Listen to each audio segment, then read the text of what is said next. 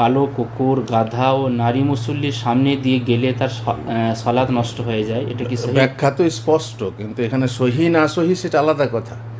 কিন্তু আপনি ব্যাখ্যা জানতে চাইছেন, ব্যাখ্যা স্পষ্ট যে এই শ্রেণীর জিনিসগুলো যদি সামনে বেয়ে পার হয় তাহলে আপনার সালাত নষ্ট হয়ে যাবে। কখন? যখন আপনার সুতরা থাকবে না। সুতরা বিষয়টা আপনাকে জানতে হবে। সেই সুতরা যদি আপনার না থাকে আর সেই ভিতর দিয়ে যদি আপনার এই তিনটে জিনিস পার হয়ে যায় তাহলে আপনার সালাত হবে না।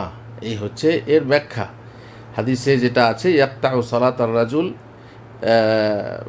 ইযা লাম ইয়াকুন বাইনা ইয়াদাইহি কাইদু আখিরাতির রাহেল হাল হিমার ওয়াল কালবুল আসওয়াদ ওয়াল মারাজ। এটা বাংলাতে লিখেছেন, ওই এইটাই মানে যে যদি এই তিনটে জিনিস সামনে বেয়ে পার হয় আর সুতরা না থাকে তাহলে আপনার সালাত নষ্ট হয়ে যাবে।